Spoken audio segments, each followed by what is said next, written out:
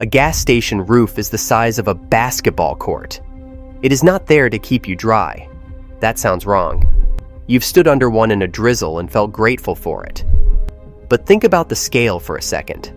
That flat steel roof over the pumps covers as much ground as a regulation basketball court, held up by a few slim columns, engineered, permitted, and bolted into a foundation that runs deep into the earth.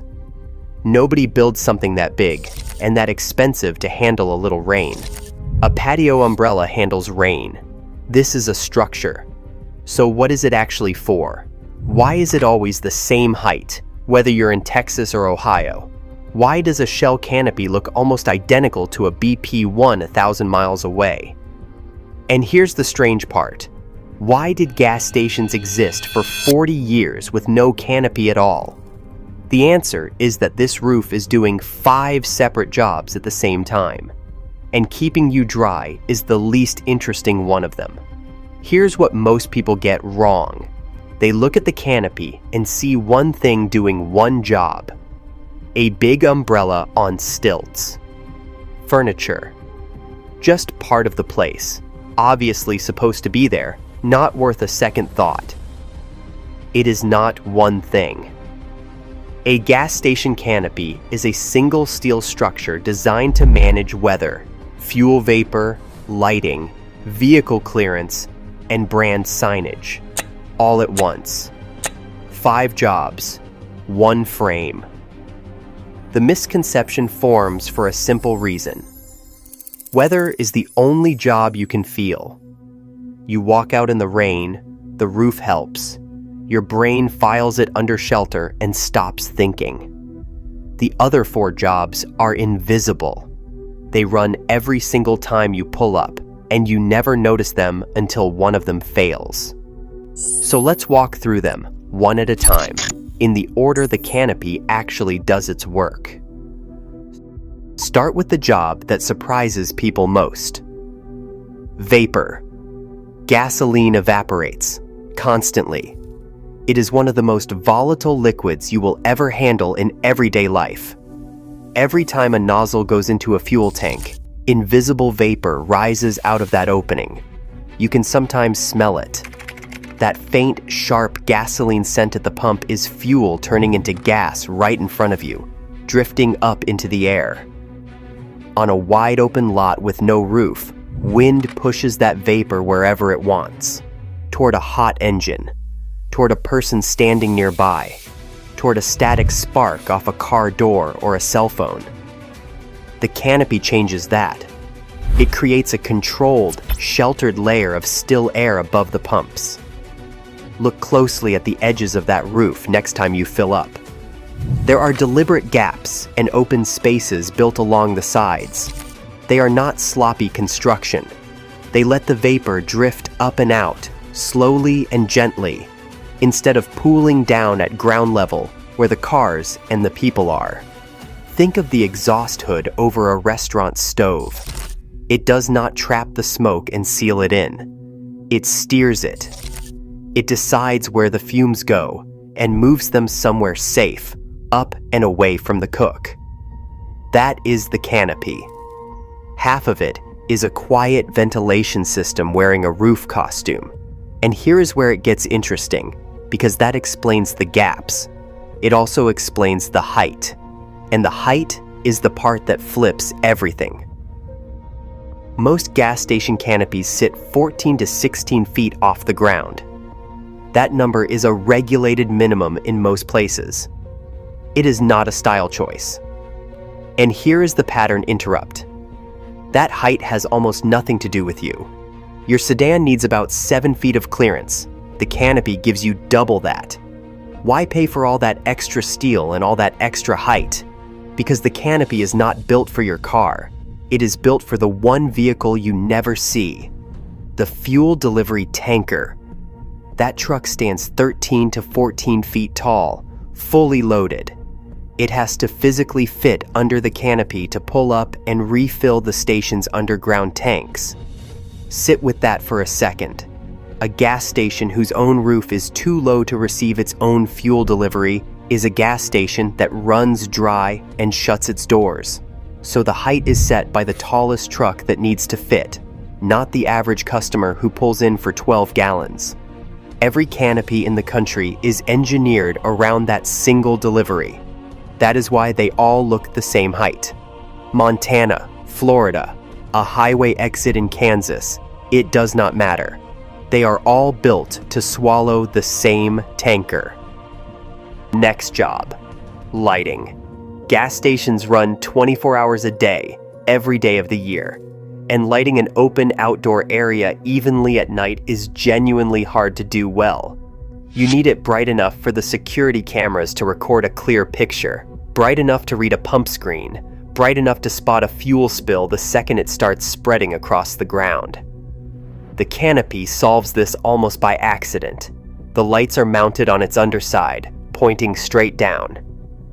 The flat roof above them acts like a low ceiling, catching and spreading the light evenly across the entire pump island below. It's the same trick as the drop ceiling in an office building, or the white reflector a photographer sets up behind a studio lamp. A flat surface close to the action smooths the light out instead of stabbing it down in hard, uneven shadows. Without the Canopy, you would need tall poles topped with powerful floodlights. They cost more to install and run, and they still leave dark patches between the poles and harsh glare directly under them. The Canopy lights the place better than the alternative would, and it does it just by existing. Then there's the job almost nobody talks about. Signage. Those colored panels running along the edge of the roof. The bold red and yellow of Shell, the green of BP, the blue of Chevron. In most cities and towns, those panels are legally classified as signs, governed by the same rules as a billboard. So the Canopy is not just shelter and safety. It is the billboard. It is the logo. It is the reason you can identify which station you are approaching from a quarter-mile down the road, long before you can read a single word of text on anything. The size of those panels, their color, their height, their exact placement, all of it is controlled by local sign permits. That is why a brand's Canopy looks nearly identical from one town to the next. It is not just company style. It is a legal sign permit dressed up as a roof. The Canopy is the single most expensive sign the station will ever own, and most customers never see it as a sign at all. For the first 40 years of the automobile, gas stations had no canopies, none at all. Canopies. You pulled up to a pump and an attendant in a uniform walked out to your car. He pumped the gas. He washed your windshield. He checked your oil and your tire pressure. He took your money and made change at the window. You never got out of the seat. You never stood in the rain. You never needed a roof because the entire service came to you. Attendant. Oregon and New Jersey still required attendants by law until very recently. Legal fossils from that original era, the last places in America where the old system held on. Attendants. Then, in 1947, a station in Los Angeles tried something radical. Self-service. No attendant. Lower prices. You pumped your own gas. Lines formed. People loved it. The idea spread fast, and by the 1960s and 70s, self-service was everywhere across the country.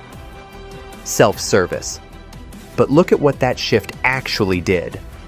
Suddenly the customer was standing outside, alone, holding a fuel nozzle, in whatever weather existed that day, in the dark, in the pouring rain, in the brutal summer heat. Customer. The attendant was gone, so someone had to protect that customer, light the area around them, and put the brand's name somewhere a passing driver could see it. Protect. One steel frame solved all of it at once. The Canopy did not arrive as a luxury or a decoration.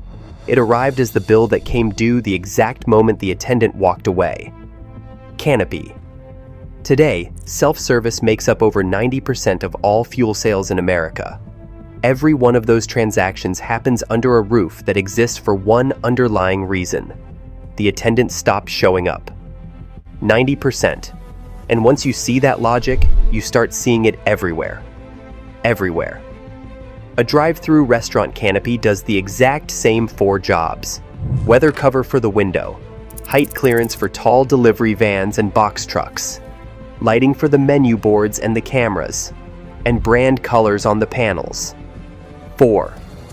Toll plazas on the highway have canopies that keep the attendant dry, light the payment lane, and clear the height of every truck on the road.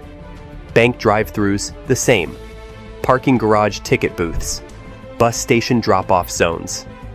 The little overhang above a convenience store door is a miniature version of the exact same idea, right down to the logo on the front. Canopies. Even the future kept it. At electric vehicle charging stations going up across the country, operators are building canopies with solar panels baked directly into the roof. Same structure, same logic, but now the roof generates the electricity that charges the car parked underneath it. Solar panels. They rebuilt the gas station from scratch for the electric age, and the canopy was the very first thing they kept. Canopy. Here's the honest part though. Canopies are not cheap, and they are not simple. A standard installation runs $80,000 to $200,000 before you add the electrical wiring, the lighting, and the sign permits. In dense cities where permits are complex and the foundations have to go deeper, that number climbs even higher. Canopy's $80,000. And that big flat roof has a serious weakness. In a high wind, it behaves like a sail, a roof that catches the storm instead of shedding it. Hurricanes have ripped canopies clean off their columns. That is why building codes in coastal states demand much heavier steel framing, engineered to hold against the load of a major gale. Hurricanes. Most canopies last 20 to 30 years before the steel begins to corrode, the colored panels fade, and the lighting falls behind. But the shift to LED lights and solar roofs is changing the math. A canopy that generates its own power can slowly recover its own cost over a decade. 20 to 30 years. So here's where you land. What you thought was a giant umbrella is actually a vapor manager, a regulated height marker, a lighting system, a legal billboard, and the permanent proof that the attendant never came back. 5 problems, 1 steel roof. Vapor 5. But the canopy is only the half of the gas station you can actually see. Everything that roof was built 14 feet tall to protect, all that fuel, is sitting in enormous steel tanks buried directly under the concrete you are parked on right now.